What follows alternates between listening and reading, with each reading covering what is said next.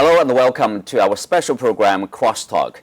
The annual Boao Forum for Asia has kicked off in the city of Boao in South China's Hainan province, with 5,000 participants expected at the 4-day event, which examines the most pressing issues in Asia and the world at large. So what's up for discussion at this year's Boao Forum? How has Asia promoted regional integration as the world becomes increasingly fragmented?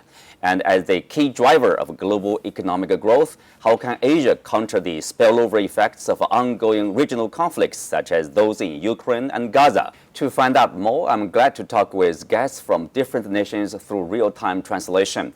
Joining me today are Luis Martín from Spain, an economics commentator, and Lotfi Mekedem from Algeria, a news commentator from the CGTN Arabic channel, and Professor John Gong from the University of International Business and Economics in China.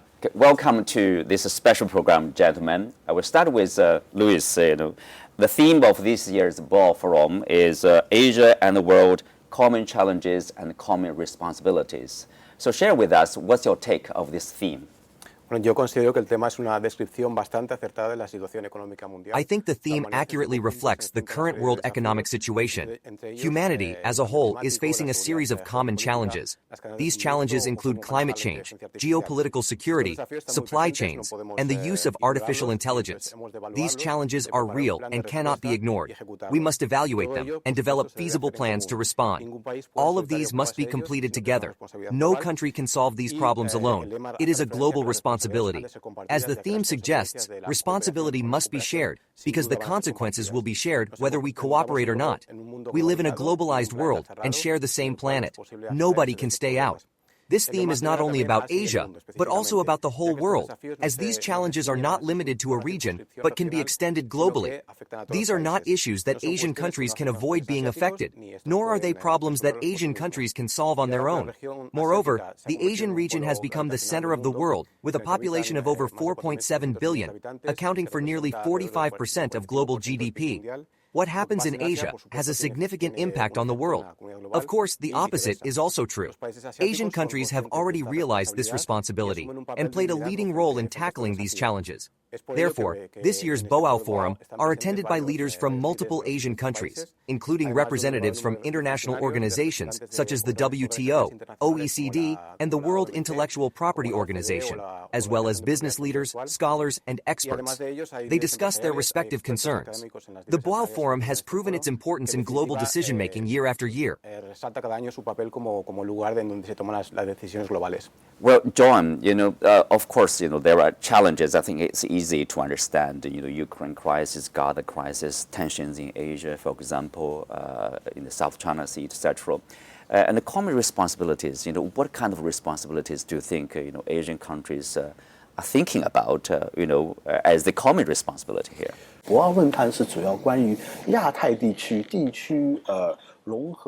The theme of the Boao Forum is about the regional integration and development of the Asia-Pacific region. I think Asian people are very lucky now. We live in a peaceful period and the regional situation is still very stable. We must cherish peace. How to maintain regional peace and stability and reduce regional tensions are important issues that countries in the Asia-Pacific region need to focus on. Mm-hmm. Well, Lotfi, obviously, this ultimate goal is growth, prosperity. But before that, the prior conditions, required is stability, peace. And so in that respect, what are the common responsibilities for Asian countries, including China and Arab countries, to bring about peace and stability for sustained and long-term development in this region? العالم أصبح قرية صغيرة والتحديات كبيرة جدا. فمن هذا نلاحظ بأن اليوم الدول الآسيوية كقاطرة للتنمية في العالم تستطيع أن تستعمل هذا الإرث الإرث الحضاري أو الإرث الاقتصادي. The world is a global village facing immense challenges. We observe that today's Asian countries, as engines of global development, can leverage their cultural or economic heritage to reconstruct new platforms for dialogue. Through dialogue, we can build the future and tackle challenges. في الشرق الأوسط مثلا كما تفضلت بالحديث عنه، فربما هناك لا يوجد حوار. Taking the Middle East issue as an example, as you mentioned, perhaps this region lacks dialogue, or the dialogue itself is targeted. Therefore, forums like the Boao Forum for Asia, which are oriented towards Asian countries, establish platforms for dialogue by formulating relevant policies, enabling these countries to discuss common responsibilities and challenges. يعني هذه السياسات التي تفي بالتصورات والتطلعات الإنمائية للشعوب عندما نضع الشعوب في المقام. These policies align with the development concepts and aspirations of people in various countries. When we put people first and formulate policies addressing concerns from all sides, the result is inevitably positive, which is also the goal of this year's Boao Forum. I believe that the Boao Forum is ambitious and highly anticipated, especially as Asian economies account for over 40% of the world economy. التجارة العالمية ومن النمو الاقتصادي العالمي مصدره دول الآسيوية. Moreover, China serves as the locomotive driving global economic growth, with its contribution to world economic growth reaching around 30% in 2023. All of these serve as tools for the world to address challenges. Firstly, opening channels for dialogue is the urgent need of our time. China mediates among all parties while taking care of its own interests, because China hopes to gather positive forces by forging a shared human destiny to quickly overcome development crises. فهي تفي بأن تكون محطة جذب لكل القوى الإيجابية للخروج من هذه الأزمة بأكبر سرعة ممكنة. Well, with all the development, the goals and the potentials, of course, if you look at the global economy and Asia's place and China's place in this landscape, you see Asia is a key driver for global economic growth, and China's contribution to this global economic growth has remained like about 30% for years. So what do you make of this, the role played by Asian economies and also that of China in this global landscape? Sí, como mencionaba antes, Asia cuenta con más de 4.700 millones de habitantes y representa alrededor del 45% del PIB mundial y se ha convertido en la principal impulsora. As I mentioned earlier, Asia has a population of over 4.7 billion, accounting for nearly 45% of the world's GDP, and has become the main driving force for global economic growth.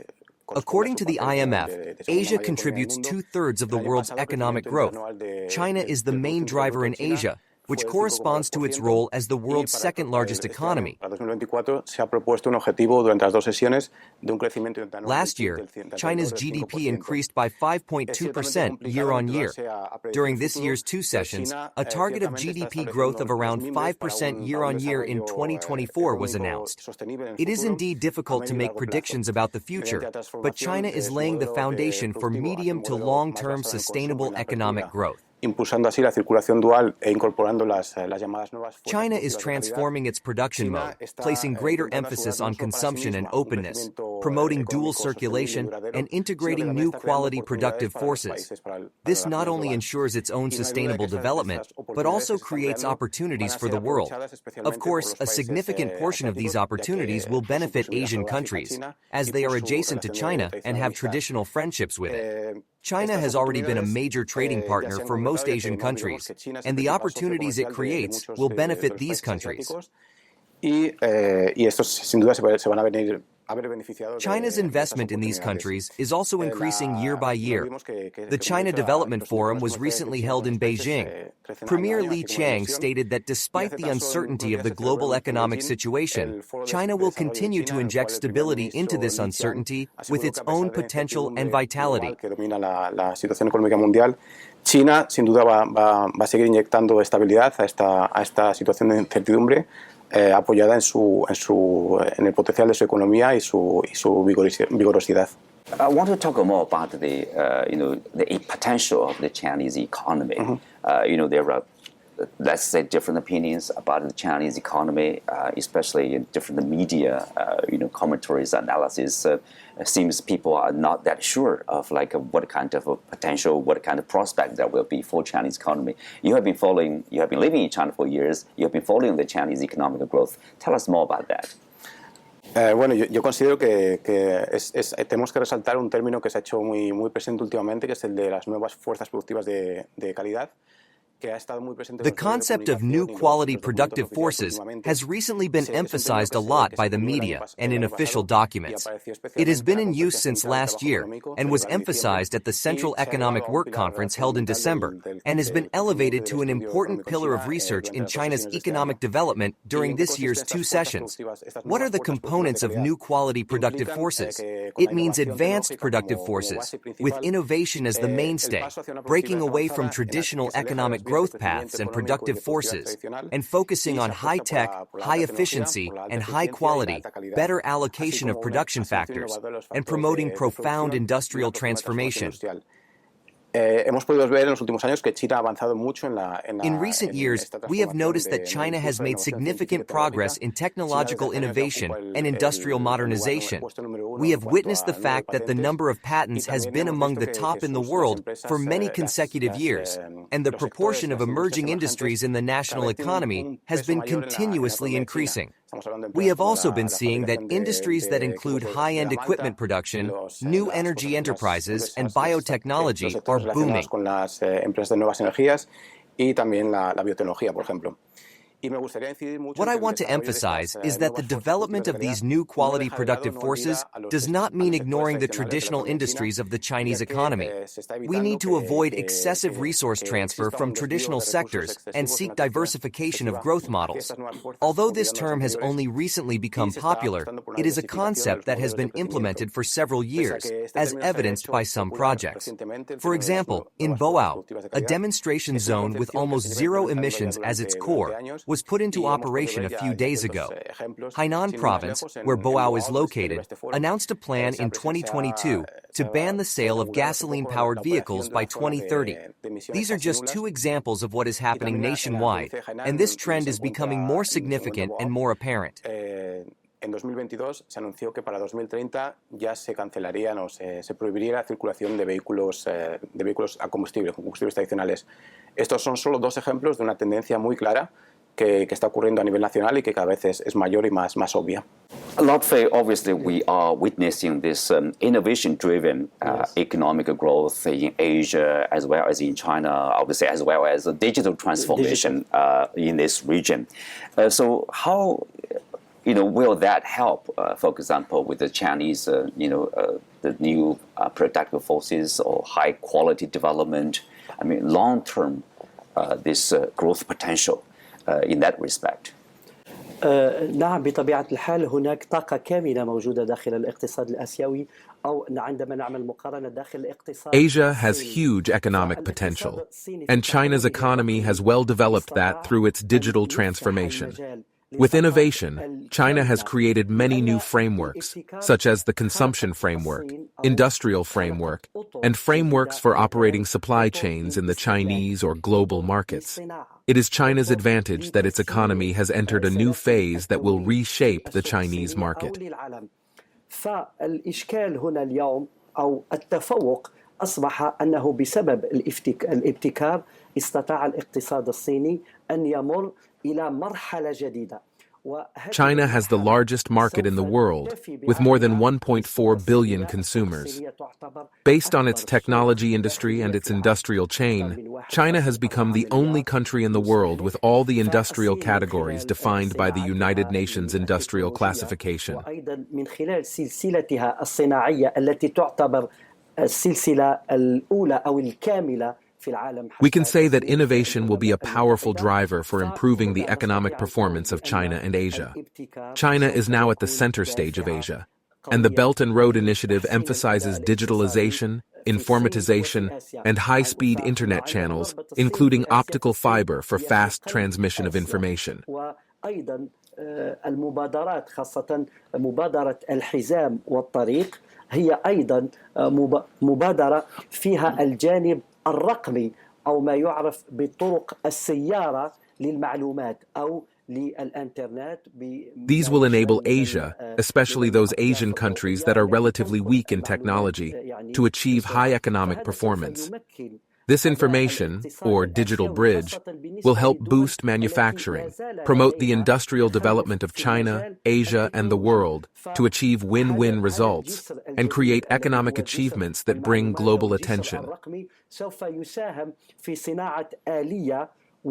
الزج بالصناعات الصينية والعالمية وأيضا الآسيوية إلى تحقيق الفوز المشترك، وأيضا الصمود أمام التداعيات الاقتصادية التي يعرفها العالم كما تفضلت بذكره في البداية. The world is experiencing geopolitical and strategic pressures, as well as uncertainties such as fluctuations in global financial markets. Electronic industry, technological innovation, and digital technology will become new industries, helping high-quality development and achieving prosperity and win-win results. سوف تكون ذلك الخارق لخلق مجالات جديدة من أجل صناعة عالية الجودة التي يتبعها الرخاء والفوز المشترك. Well, John, of course, Lotfi mentioned about this supply chain, this integration basically between Chinese economy and Asian economy in the areas of digital transformation or the transformation of innovation-driven pattern of growth there. What kind of relationship you would say about China's development and the Asian economies here? The center of gravity of the world economy is shifting to the Asia-Pacific region, especially in terms of digital trade. China has several very large internet companies which are quite active in Asia, such as Didi, Meituan, and Alibaba. They have frequent business activities in this region. China's economic cooperation with this region has brought many employment opportunities to the region and also represents a new direction of world development. China's market is huge. China's trade volume with ASEAN countries has surpassed China's trade volume with the United States and EU countries. ASEAN has become China's largest trading partner. Focusing on economic development and trade cooperation, Asian countries promote regional collaboration and resource integration, which provides a very strong driving force for global economic development. So what advantages, what strength do you see in terms of this integration of Asian economies, in particular, China and ASEAN countries, for example? In fact, historically, China's economic cooperation with Southeast Asia has been very close. The globalization we are talking about today actually started as early as the 17th century. 400 to 500 years ago, when the Spanish arrived in the Philippines, global trade had already been formed in this region. So historically, the economic ties between China and Southeast Asia have been very close. Now, times have changed. These economic ties have developed with the interconnection of infrastructure, which is also very important. There is now a railway between China and Laos that extends south to Thailand. In the future, the vision is to extend the railway all the way south to Singapore. Maybe that will happen one day.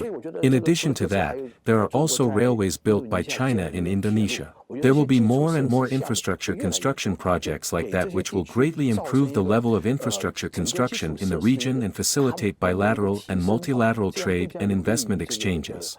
China's economic development has also driven the economic development of this region. The region's population increase and large-scale economic growth have also in turn brought many development opportunities to Chinese companies.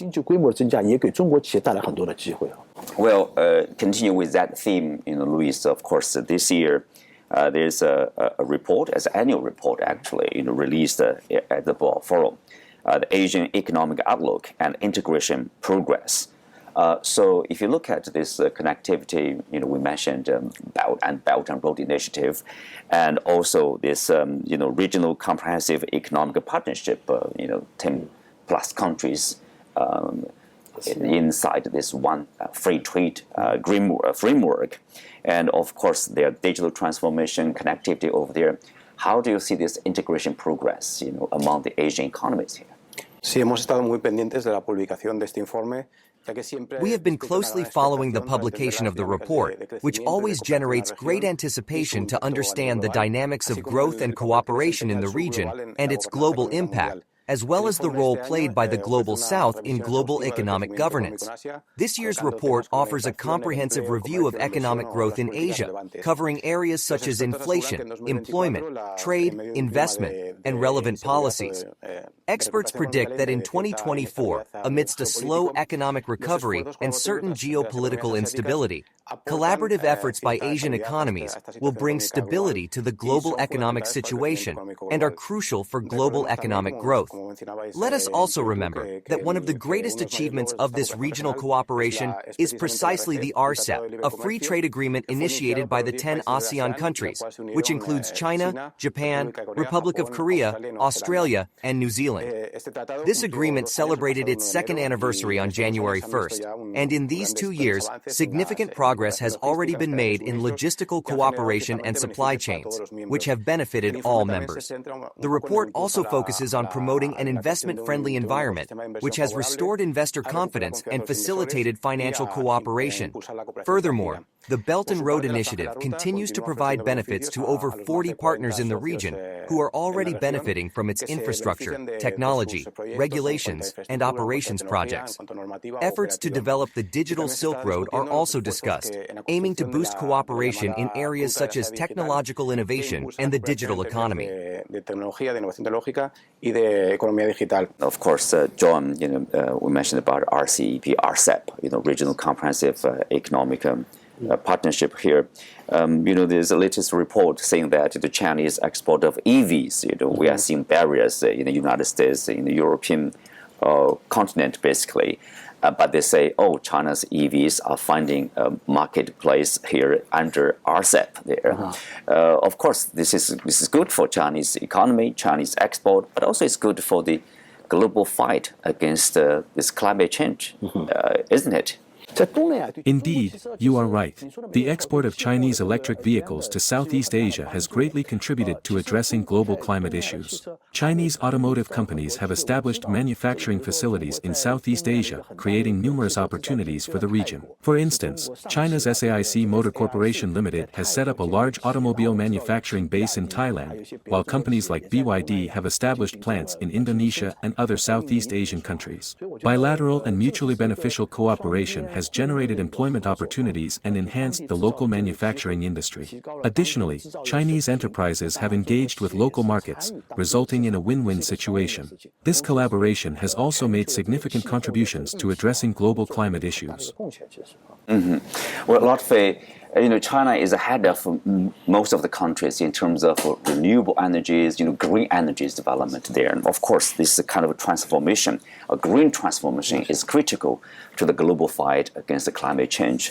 I want to talk about the role played by China or to be played by China in this area, in this renewable energy production, or in this, what do we call like a green transformation? نعرف بأن الصين خطت خطوة كبيرة في مجال حماية البيئة. China has made tremendous progress in the field of environmental protection, and the success of the Paris Climate Summit is closely related to China. Its climate policies coincide with China's future prospects. China has set a timetable and roadmap to achieve carbon peak and carbon neutrality goals, which can be leveraged through innovation and advanced industries. لأن الصين داخل آسيا تستطيع أن تلعب هذا بسبب أولاً الصناعات المتطورة، بسبب الابتكار. الصين اليوم صارت لها القدرة Today, China is able to formulate policies based on green energy at various levels, such as schools and factories. At the same time, China is one of the largest countries that combines green energy with economic development. من أكبر الدول التي استطاعت أن تدخل الطاقة الخضراء داخل اقتصادها. الصين أعطت للعالم دروس في المجال التكنولوجي من حيث إنتاج الطاقة الخضراء. China's technology in green energy production provides the world with experience, and through all its achievements today, it helps to move forward and achieve the integration of green energy and clean energy. أستطيع من وضعية الوطن العربي مثلا لو نأخذ دول الخليج اليوم، وهناك كثير من الرؤى في دول الخليج مثل السعودية والإمارات العربية In the Arab world, Gulf countries such as Saudi Arabia and the United Arab Emirates have many visions of transforming their oil and fossil energy-based economies into green energy-based economies, and China is the biggest contributor to the openness of Arab countries. فهنا أقول بأن الصين اليوم وصلت لأن تكون ذلك الرابط خاصة هنا في دول الآسيوية. عندما نتكلم عن الدول الآسيوية هناك دول مختلفة. China has close and unique connections with Asian countries, and the development levels of Asian countries vary. China can play an important role through its experience in helping other countries formulate plans, establish development platforms, and assist in the transformation of their energy structure based on the characteristics of each country. These countries can all actively cooperate with China in green energy transition through the Belt and Road Initiative and bilateral talks. China has expertise in this field and can play an important role. فالصين تستطيع عمل هذا الدور وهو أن تصنع التكامل داخل هذه الرابطة باستعمال الطاقة النظيفة والاستفادة من الخبرات الصينية في هذا المجال. How do you see this economic cooperation between China and the European Union, for example? En cuanto a la lista de puntos para la cooperación entre China y Europa, as for cooperation between China and Europe, I believe the list is extensive. There are certain areas where cooperation already exists, while others require more alignment of interests among all stakeholders. However, I believe the common need to address certain challenges and create mutually beneficial opportunities will eventually guide the dialogue between the responsible parties. In general, the areas in which Europe and Asia can cooperate are of interest to the world as a whole: climate change, artificial intelligence, and supply chains, as mentioned. Each country or region has its own strengths and opportunities in this cooperation. European and Asian countries are leaders in cutting-edge innovation. In these and other areas, several Asian countries have strong manufacturing capabilities, while others have abundant energy and resources for sustainable transformation and high-tech production. E-commerce in Asian countries also has a more advanced level of development.